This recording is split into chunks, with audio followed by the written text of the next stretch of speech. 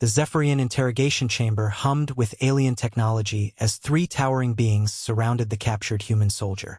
Their elongated skulls gleamed under the harsh purple lighting, and their forearms gestured dismissively at the small figure chained to the metal chair.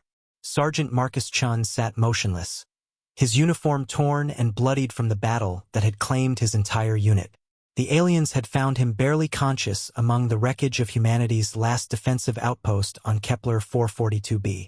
Now, 48 hours later, they seemed more amused than concerned about their prisoner.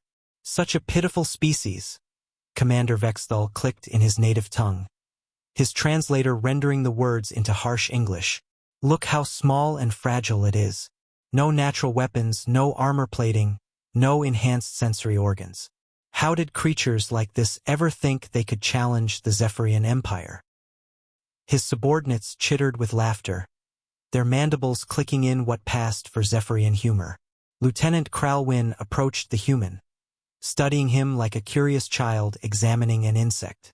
The legends spoke of human warriors with supernatural endurance and cunning. This one appears half-dead already.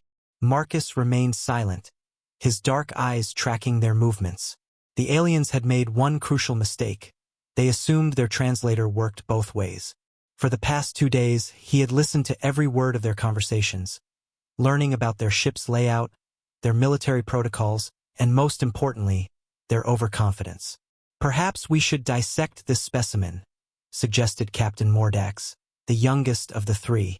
Command would be interested in understanding human anatomy. These creatures reproduce at such alarming rates. There must be some biological advantage we're missing. Vexthal's laughter rumbled through the chamber. Excellent suggestion. But first, let's see if it can provide any useful intelligence about the remaining human colonies.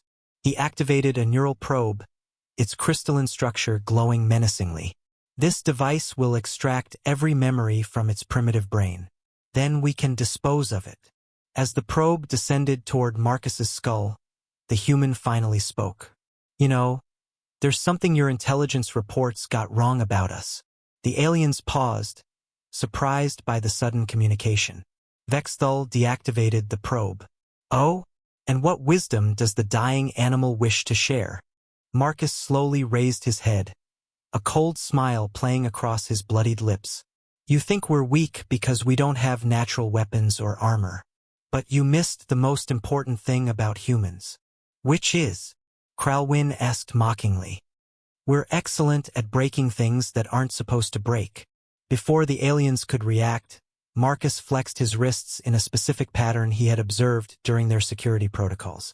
The inescapable Zephyrian restraints, designed to respond to their four-armed physiology, weren't calibrated for the precise two-handed manipulation of human fingers. The chains fell away with a soft click. The aliens lunged forward, but Marcus was already moving.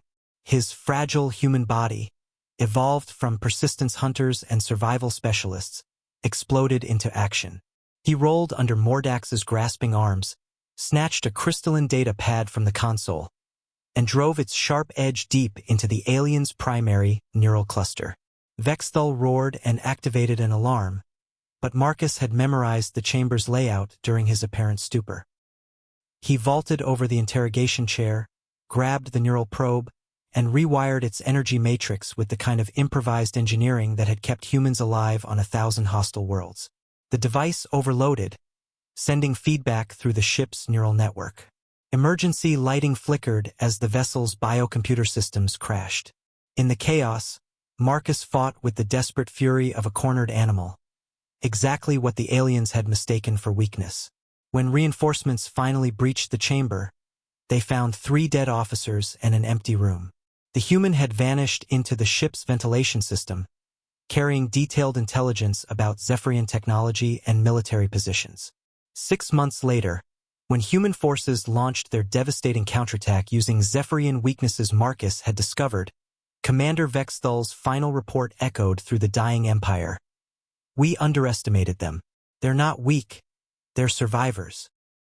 The last Zephyrian transmission before their defeat was simple. Never laugh at a human soldier.